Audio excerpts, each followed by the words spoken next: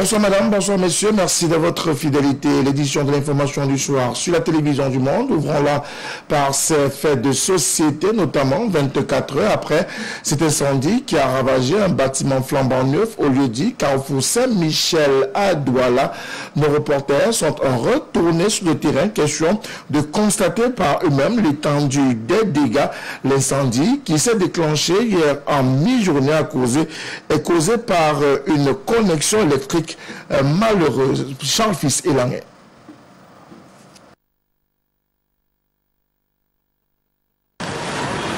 Un hôtel en feu au lieu-dit terminus Saint-Michel, cette information aura fait la une des chaumières il y a 24 heures. Nouvellement construit, ce joyau architectural a eu la visite des flammes dans l'après-midi du jeudi 24 juin. Un jour après cet incendie qui aura duré 4 heures et qui sera stoppé par les sapeurs de l'aéroport et les soldats contre le feu, les employés de cette structure hôtelière sont rompus à la tâche dans le but d'effacer les traces de cette fumée qui raconte cet incendie. Ce jour, pas d'électricité. Le gérant, après insistance, nous fera visiter la structure et l'on déduira qu'il y a eu plus de peur que de mal. Sauf quelques pièces de cet hôtel ont été touchées, mais l'on dénombre plusieurs dégâts matériels et une forte psychose provoquée par un déficit de connexion parti de ces installations. So, it's stable. Voilà le sous-sol là-bas. You see, no? So when you fell there, you fell on that. Aucune déclaration sur les véritables circonstances de cet incendie survenu dans ce carrefour stratégique de la ville de Douala. Le gérant nous dira hors caméra qu'il n'est pas autorisé à parler à la presse sans l'aval de sa hiérarchie. Nous partirons de là, laissant un personnel à la tâche dans le but de redorer l'éclat de cet hôtel 3 étoiles. Après le Carrefour Saint-Michel à Douala, dans le 2e arrondissement, mettons à présent le cap à quelques encablures de là, précisément au lieu-dit marché Koulouloun. L'opération, la vaste opération de déguerpissement des emprises publiques initiée par la mairie de la ville, poursuit son bonhomme de chemin. La dite opération s'est également ébranlée dans cet espace marchand. Le maire, accompagné des éléments de la police municipale, ont permis ainsi de pouvoir déguerpir des lieux seulement 24 heures après le passage des équipes de la communauté urbaine de Douala. Les commerçants semblent revenir occuper les dites places au détriment des directives données par les autorités municipales et même administratives de la ville de Douala. La précision de Charles Fils Elanguet une fois de plus. Le marché Koulouloun, un jour après le passage des forces de maintien de l'ordre une fois de plus, mais cette fois sous l'impulsion du maire de la ville dans sa campagne de lutte contre le désordre urbain et la rétrocession des trottoirs aux piétons, les commerçants de ce marché n'ont pas chômé et ont tenu à vaquer à leurs occupations, mais en respectant plus ou moins les directives des autorités. C'est de libérer les trottoirs, oui, mais on ne trouve pas le problème à ça parce qu'on était préparé pour attendre ça. Mais le problème c'est la précipitation avec laquelle ils le font. On se retrouve coincé parce que beaucoup sont des jongleurs, ils n'ont pas le capital pour trouver, pour s'en approprier des boutiques comme nous. Nous autres, on a eu la boutique, mais ceux-là aussi c'était notre force. Ils nous amenaient les clients passaient par eux pour arriver chez nous. Bon, j'ai ma boutique là, mais c'est aussi un plaisir, mais il faut qu'on trouve un recasement pour eux. Contrairement à la dernière fois, malgré quelques résistances, le calme a repris le droit de cité, même si les commerçants de cet espace improvisé en marché réclament en vain un lieu de recasement. Trouver un petit recasement pour nous les jeunes, pour nous les sauveteurs, pour nous les tacleurs quoi. Donc c'est à peu près ma pensée. Il faudrait que l'État nous dise gars, quittez du trottoir et venez plutôt par ici, c'est pas un tel coin, pour que nous on puisse venir là-bas et puis commencer à se battre comme on le fait au quotidien. Oui. Et sinon, vous savez déjà que ça ne sera pas facile. Le fait de quitter du goudron avec nos comptoirs pour aller, c'est pas où, ça ne sera pas facile. Il va falloir qu'on s'adapte vraiment à nouveau. Ah non, mon frère, nous sommes là pour ce qu'on a tué, mon frère. Rappelons que le marché Koulouloun n'a pas été épargné de cette campagne menée par le maire de la ville qui consiste à libérer les trottoirs de ces nombreux comptoirs qui empêchent les piétons de se mouvoir. Par ailleurs, après cette phase de sensibilisation parfois musclée, des sanctions suivront contre toutes les personnes qui iront à l'encontre de ces nouvelles directives du maire de la ville qui visiblement semble déterminé à faire régner l'ordre dans la ville de Douala. Toujours dans le chapitre des faits de société, une vaste opération de déguerpissement forcé est annoncée pour ce samedi 26 juin 2021 dans les quartiers de Newton Aéroport, dans le 2e arrondissement de Douala. Mis au parfum de cette information, les habitants de ces quartiers ont observé un sitting ce vendredi matin devant les services du gouverneur de la région littorale, au quartier administratif de Bonanjo. Ces populations ont tenu à exprimer leur mécontentement. Jean Médena, Patrice Foucault était dans la suite. Face le reportage.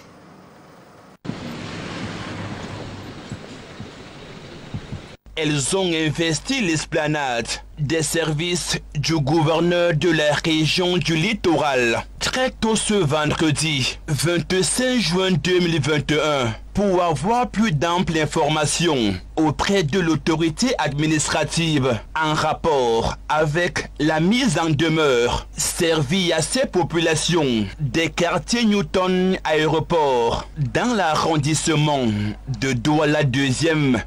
Qu'on nous explique pourquoi on vient nous casser. Parce que dans ce genre de situation, il doit y avoir une consultation populaire, un dialogue entre l'autorité et les populations. Donc il faut que on nous explique, personne ne nous dit rien. On nous dit seulement que nous avons occupé illégalement l'espace aéroportuaire. Alors l'espace aéroportuaire commence où et il se limite où? À notre connaissance, ça se limite à la barrière de l'aéroport. Mais je suis surpris maintenant, la mise en demeure de maintenant, ça nous donne une mise en demeure de 2 jours. Qu'allons-nous faire de cette mise en demeure? Parce que quand on se lève un matin, on vient vous balancer un papier que vous avez 2 jours pour dégager et un espace où vous occupez depuis près de 30 ans, parce qu'effectivement je suis là depuis près de 30 ans que je suis là. Et lorsque nous sommes installés sur ce terrain, nous avons vu un livret foncier. C'est ça qui nous a permis de nous installer. D'où vient-il que lorsque l'État n'a même pas de moyens de le faire, les pauvres citoyens s'installent, ils construisent. Et un jour, comme ça, les gens débarquent, ils vous adressent des mises en demeure, ils vous donnent 2 jours. Et la mise en demeure vous parvient à 17 h. Vous avez une journée pour quitter les lieux. Nous sommes tous les fils de ce pays. Après les premières casses effectuées le 9 janvier 2021, le préfet du département du Vouri annonce une vaste opération de déguerpissement sur ce même site des quartiers Newton Aéroport ce samedi 26 juin 2021 dans le cadre des travaux d'assainissement des espaces aéroportuaires du Cameroun tels que définis par l'OACI, entendez l'Organisation de l'aviation civile internationale, et en application des instructions du ministre de l'administration territoriale. Nous demandons l'indemnisation qui doit prévaloir, qui doit précéder tout déguerpissement, comme le dit la loi. Nous demandons L'ancien préfet, on l'avait enlevé. On avait tenu une réunion avec ce préfet. Il a dédommagé des gens. Donc lui, il était fou. Et c'est qui va créer de vives tensions et un réel impact social au regard des infrastructures socio-économiques qui sont installées.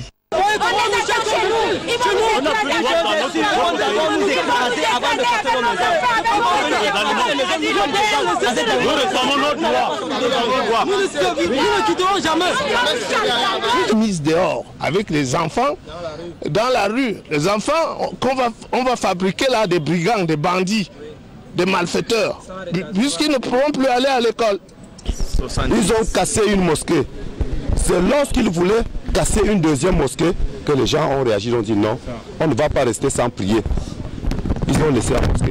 Mais maintenant, ils sont revenus encore de mise en demeure et ils disent que tout Newton Aéroport sera... Les habitants des quartiers Newton Aéroport ont été sommés de libérer les lieux. C'est donc plus de 50 000 hommes, femmes et enfants qui seront ainsi à la belle étoile. Pas de casse.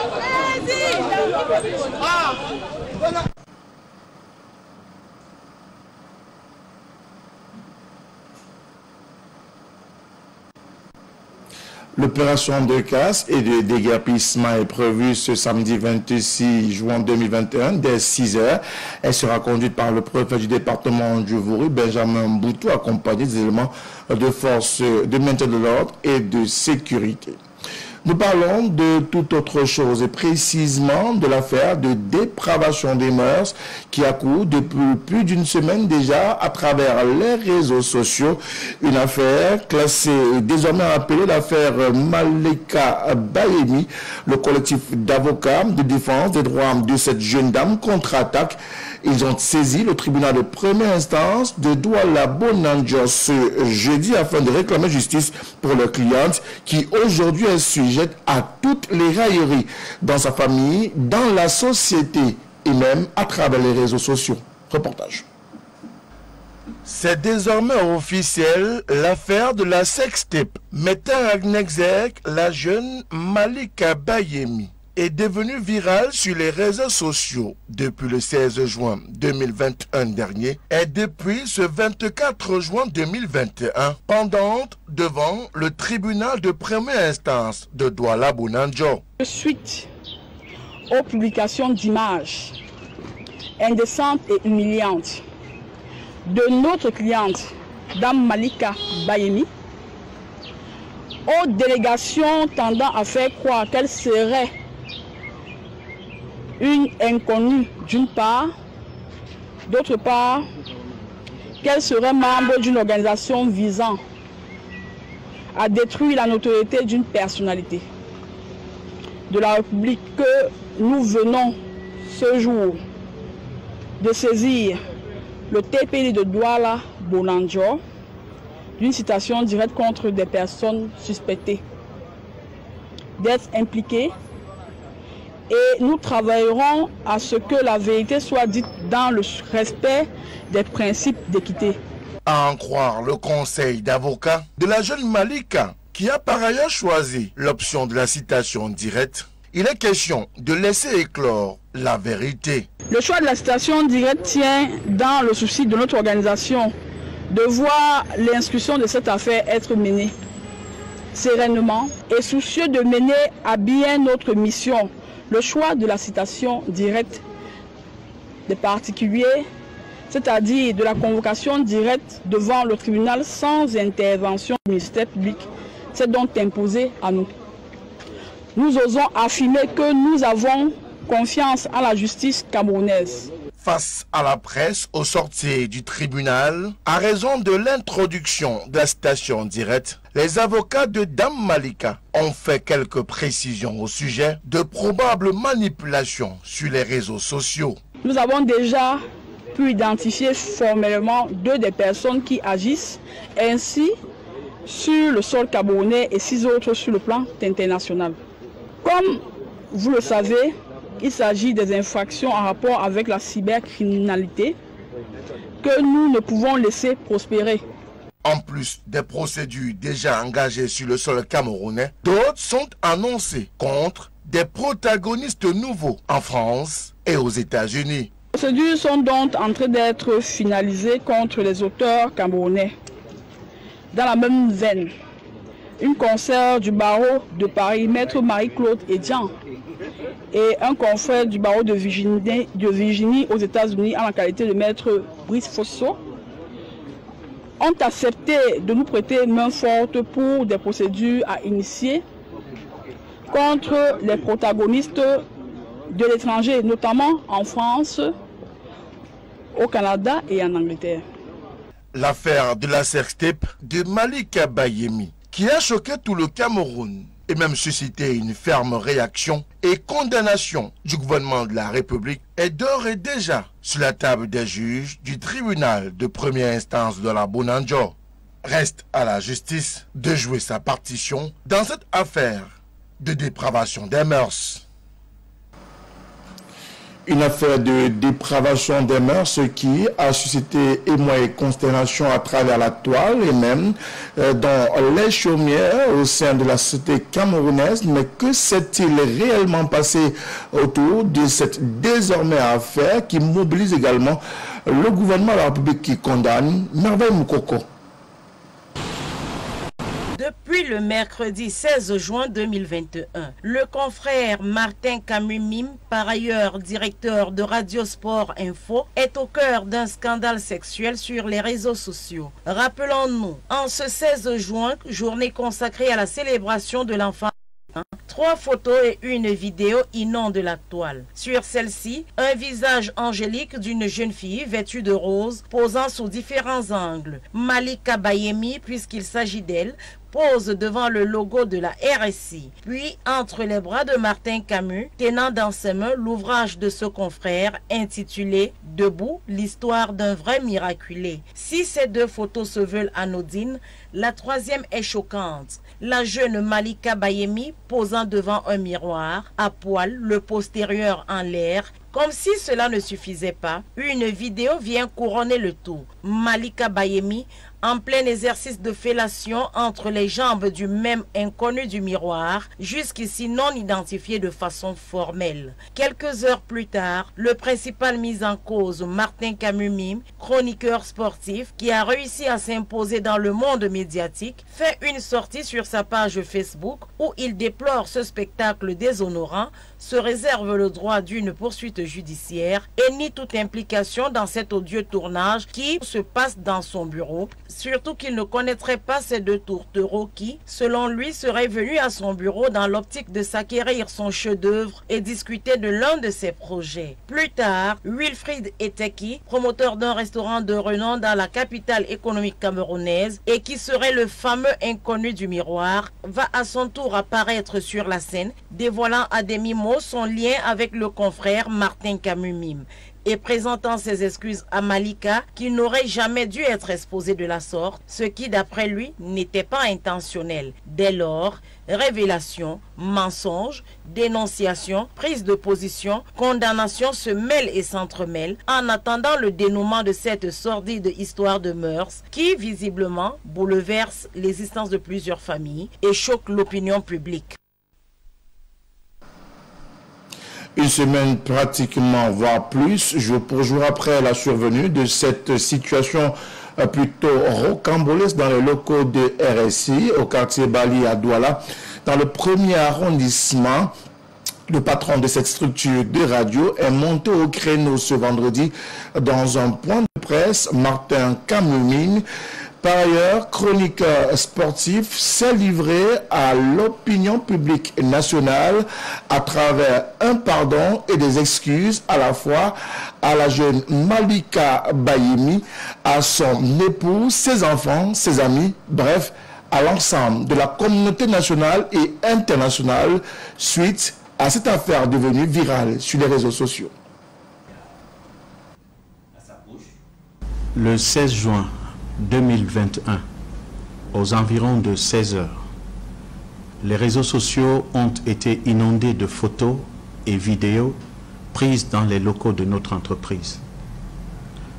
Submergé par la déferlante des messages, j'ai été troublé par cette situation inédite dans ma vie. Devant Dieu et les hommes, je regrette cette situation malheureuse. Permettez-moi de m'adresser à la victime que j'imagine durement éprouvée. Malika, toi dont la dignité et l'honneur ont été bafoués, je te demande pardon. En tant qu'homme, grand frère et père, je regrette tout ce qui s'est produit. Je prie le Seigneur de te fortifier et de te permettre de traverser cette étape tout en gardant foi et confiance en la vie.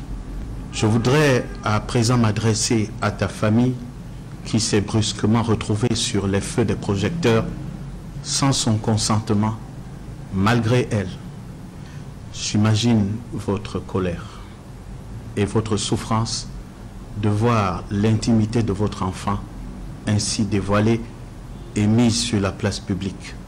Je ne sais pas si vous aurez la force de pardonner, mais je vous le demande humblement. Mes excuses les plus sincères, je les présente aussi à toutes les femmes et à tous ces hommes qui ont été choqués. Je pense particulièrement aux personnes fragiles que j'accompagne au quotidien. À ces personnes vivant avec le handicap, hommes et femmes, jeunes et vieux, à vous, mes amis, vous qui m'avez toujours soutenu de bonne foi et qui estimez avoir été trahi, je regrette profondément et je vous promets de faire des efforts pour mériter votre amitié précieuse. Enfin, à mon épouse, ici présente, Mado, je te demande pardon. Je te demande pardon et je demande pardon à mes enfants. Pardon d'avoir fait de votre vie un enfer. Le pardon de Martin Camus-Mine, qui est par ailleurs, je rappelle, journaliste sportif, chroniqueur, mais également promoteur de radio RSI à Douala. À la suite de cette sortie, l'un de ses conseils n'a pas manqué de revenir davantage sur ce pardon qui devrait également être une action véritable en faveur d'une conciliation, mais au-delà sur la citation annoncée par le camp de la jeune dame Malika Bayemi. Nous avons appris à travers les médias qu'une plainte a été initiée et déposée au parquet hier. Nous attendons que cette plainte ou cette citation directe soit servie à notre client et nous allons découvrir les infractions ou les infractions pour lesquelles il est poursuivi et nous aviserons. Je n'ai pas eu de contact et malheureusement, nous attendons une plainte. Et là, la procédure va s'enclencher, disons, elle va s'enclencher. Et dès qu'on aura la citation directe qui a été déposée, mon client et moi, et ma consoeur Med Migaïtia, on s'essayera, on préparera notre dossier. Martin a estimé à un moment donné qu'il doit demander pardon, il l'a fait. C'est à vous d'en juger. Il a été sincère et c'est à vous d'en juger. Nous parlons à présent du Covid-Gate qui ébranle l'ensemble de la communauté nationale et même internationale. Il faudra encore attendre quelques jours pour la publication du rapport définitif de la Chambre des comptes autour de la gestion des fonds de la pandémie Covid-19 au Cameroun, annoncé pour ce vendredi. La publication n'a pas eu lieu et plusieurs raisons peuvent justifier cet état des choses au sein de la Chambre basse du Parlement. Patrick Goignan pour les détails. Initialement prévu ce 25 juin à l'Assemblée nationale, le rapport d'audit de la gestion des fonds Covid est reporté à une date ultérieure. Et pourtant, l'annonce avait été faite par le ministre des Finances, Louis-Paul Motazé, le 21 juin 2021 à l'hémicycle de Ngouaikele. Le rapport d'audit des 180 milliards de francs CFA affectés comme fonds spécial de solidarité nationale pour la lutte contre le coronavirus, qui devrait être publié ce jour par la Chambre des comptes, doit encore attendre. Ce rapport, qui reste donc très attendu, intervient dans un contexte où le tribunal criminel spécial a procédé à l'audition de plusieurs personnalités liées à cette affaire. Sur le terrain, la pandémie reste une préoccupation majeure. Pour améliorer sa stratégie, un nouveau montant a été défini pour faire face à ce tueur d'un autre genre. Un montant qui avait laissé les députés pantois au regard des questionnements encore sans réponse au sujet de l'utilisation des premiers fonds. Un rapport également très attendu par le Fonds monétaire international qui devrait répondre sur l'octroi ou non d'un nouveau prêt au Cameroun dans le cadre de la riposte anti-Covid. Le Fonds monétaire international attend des clarifications sur la gestion faite des fonds déjà attribués à Yaoundé.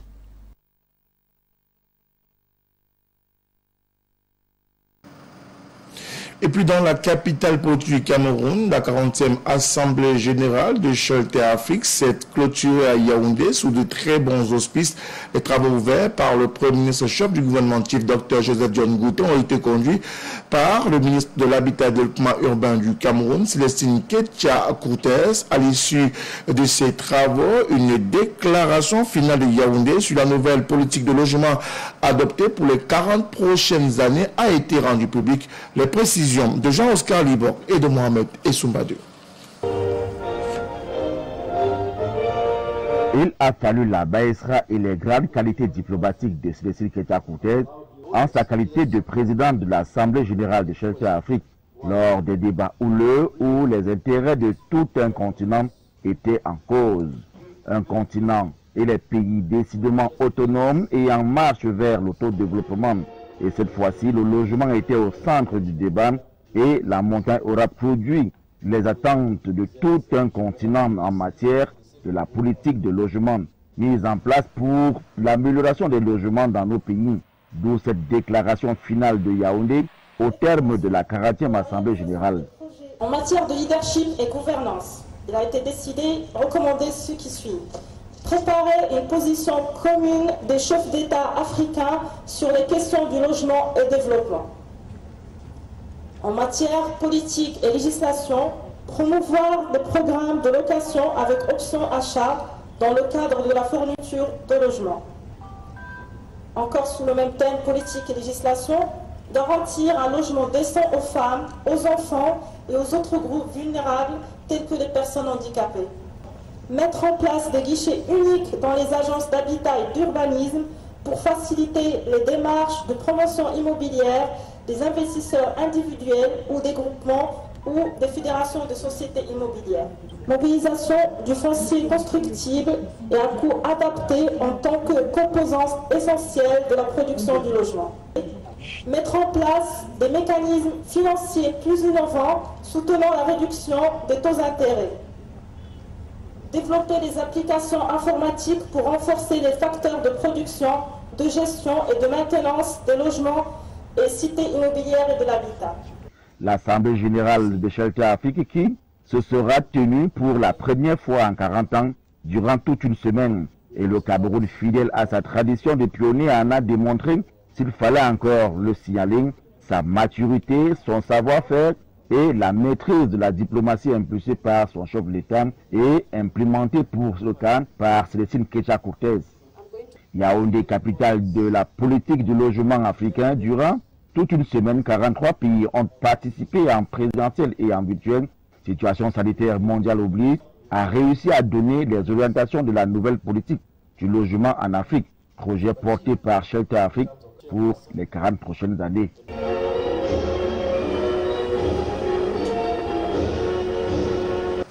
En sport à présent, une panoplie d'activités retiendront les attentions des amoureux du sport tout au long du week-end, de la natation au basketball, passant par le football. Chacun y trouvera son compte. John Pitenka. La saison sportive de la Fédération camerounaise de natation et de sauvetage se referme ce week-end avec la clôture du championnat et la finale de la Coupe du Cameroun. Une quarantaine de nageurs prendront d'assaut la piscine semi-olympique de la cité Sigbassa samedi et dimanche à partir de 8 h. En opposition, une dizaine d'équipes en nage libre, brasse, papillon et de dos. En athlétisme, une délégation conduite par la première vice-présidente de la Fédération camerounaise d'athlétisme s'est envolée pour le Nigeria ce vendredi pour prendre part au meeting international Making of Champions qui se déroule du côté de Lagos. 9 athlètes, parmi lesquels Irène Laure Belbonok, Emmanuel Esseme, Jean Tarcisius Batambok, Idriss Lélé ou même Apollinaire Yinra seront de la partie. Début des compétitions ce samedi. En basketball, on franchira la 10e bande du championnat à la Ligue régionale du centre ce samedi et ce dimanche. Pendant ce temps à Douala, le Douala Quata Challenge se prépare activement. Après une année sabbatique à cause du coronavirus, la compétition de basketball prend droit de citer bientôt. Une première réunion préparatoire se tient d'ailleurs ce dimanche à 14 h à Ndogbong. Le football est le week-end un amour parfait. Coton Sport de Garoua joue sa survie ce week-end en demi-finale de la Coupe de la CAF. Après sa défaite 1-2 face à la JS Kabylie à Yaoundé à la manche allée, les cotonculteurs sont en mission impossible en Algérie où ils doivent marquer 2 fois sans en encaisser. Tâche difficile, mais pas impossible pour les joueurs des Bêches de la Benoué. Le match JS Kabylie Coton Sport de Garoua au match de l'espoir est à suivre ce dimanche à partir de 18 h. Le football, le week-end, c'est aussi et surtout le début des 8e de finale de l'Euro 2020 avec des duels palpitants. À suivre ce samedi à 17h à Amsterdam, la rencontre Pays de Galles-Danemark et à 20h, Italie-Autriche. Le dimanche à 17h, Pays-Bas, République tchèque et à 20h, choc de titans entre la Belgique et le Portugal. Voilà donc, sans prétention d'avoir fait le tour, l'agenda sportif du week-end. Courez dans la ville, ou faites du zapping, tous les choix seront bons et que le sport soit avec vous. Bon week-end à tous.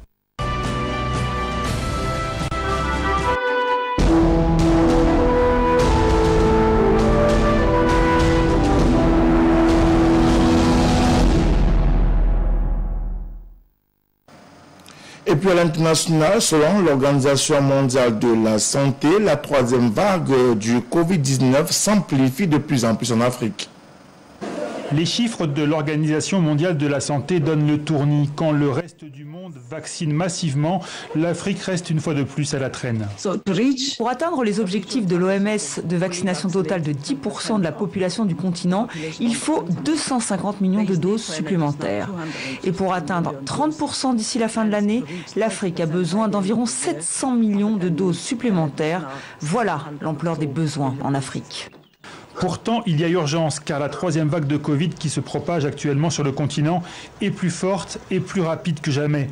Depuis 5 semaines, dans 12 pays, le nombre de malades ne cesse d'augmenter. Près de 500 000 nouvelles contaminations rien que dimanche dernier, avec une part toujours plus élevée de cas graves. Pour expliquer une telle flambée, l'OMS évoque le non-respect des gestes barrières, mais surtout le fameux variant Delta. 7 personnes contaminées sur 10 en RDC et plus de 9 malades sur 10 en Ouganda auraient contracté cette mutation du virus, très contagieuse et difficile à détecter tant elle ressemble à un rhume. Pour affronter cette troisième vague, l'Afrique ne peut plus se reposer sur la livraison au compte-gouttes de vaccins fabriqués hors du continent, plaidait lundi le président de l'Afrique du Sud devant l'OMS. Des transferts de technologie seraient en cours pour permettre à des laboratoires comme celui-ci au Cap de produire des vaccins ARN messagers. Il s'agit de la première étape pour nous en Afrique, qui consiste à mettre en place une nouvelle technologie de pointe, une production de vaccins adaptée à une réponse rapide et à garantir la sécurité des vaccins sur ce continent. Reste un autre défi à relever, convaincre les populations, car dans de nombreux pays du continent, la défiance reste forte contre les sérums anti-Covid. Et puis toujours à l'international, coopération France-États-Unis d'Amérique, Anthony Blinken, le chef de la diplomatie américaine, est reçu par le président Emmanuel Macron à Paris. Oui, c'est vrai, on a entendu Jean-Yves Le Drian se féliciter que l'Amérique soit de retour dans le multilatéralisme, dans la défense de la démocratie, des droits de l'homme. Évidemment, il y a une dimension un petit peu personnelle avec Anthony Blinken qui a vécu presque 10 ans dans sa jeunesse à Paris, qui est parfaitement francophone. Et puis, c'est vrai qu'il y a ce privilège qui est réservé au seul secrétaire d'État américain, celui d'être reçu par le président de la République. Il ne fait ça avec aucun autre ministre des Affaires étrangères, mais c'est donc les États-Unis qui ont ce privilège. Il y aura peut-être à la clé une invitation d'Emmanuel Macron à Washington. On sait que Tony Blinken a remis une invitation à Angela Merkel lors de sa visite à Berlin ces derniers jours pour aller à la Maison-Blanche. Mais il y aura aussi évidemment de nombreux dossiers qui ont déjà été abordés avec Jean-Yves Le Drian, la Russie, la Chine, mais aussi des dossiers qui concernent plus directement la France. Tony Blinken a réaffirmé le soutien de l'Amérique à la présence française au Sahel, même si elle va prendre de nouvelles formes. Et de façon peut-être plus concrète, ils ont affirmé qu'on en rentrait vraiment dans la dernière partie des négociations pour l'accord sur le nucléaire avec l'Iran qui ont lieu en ce moment même à Vienne. Et de façon plus concrète, ils ont annoncé que des mesures concrètes allaient être prises pour le Liban pour peut-être sanctionner ceux qu'ils dénoncent comme étant les responsables de la crise sans fin du pays du Levant. Madame, monsieur, c'est la fin de cette édition de l'information du soir sur la télévision du Monde. Merci de l'avoir suivi. Restez en compagnie de nos programmes qui se poursuivent. C'est un début de week-end. Bon week-end à toutes et à tous. Mesdames, messieurs, restez sur le 308. Bonsoir et au revoir.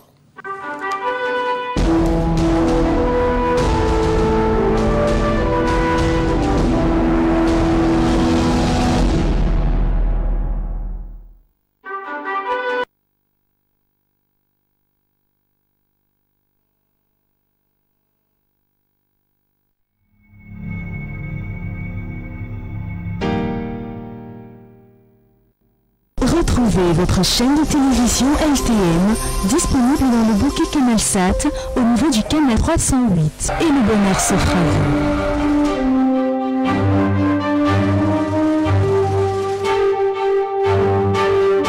LTM, la télévision du monde, inspirée par vous. J'espère que tu as tout pris. Je n'aimerais pas te donner le prétexte de revenir. Laisse-moi. Paloma, nous pouvons être courtois l'un avec l'autre, il me semble. Mais comment vas-tu continuer à rester avec nous diminuer? Fais s'il te plaît. Votre mari est, je crains, paraplégique. Maman, je suis désolée, tonton. J'avoue ne pas comprendre le fond du problème qui vous oppose. Je me demande comment Ebele va réagir lorsqu'il saura qu'en fait, la parfaite Coco est une manipulatrice. Sachez donc que votre petite amie vous a enregistré et elle peut vous poursuivre pour escroquerie. Idiot. Coco, je m'en fiche. La seule chose qui est claire pour moi, c'est que tu as détruit mon mariage. Quoi? Oui, tu as détruit mon mariage. Oui. Avec des partenaires, on a décidé de se mettre sur une affaire qui va nous rapporter beaucoup d'argent. C'est dans le médical. Je ne sais pas. Fais-moi voir le dossier et j'étudierai la faisabilité et je te ferai un retour. Je compte bien regagner ton cœur. Je n'ai jamais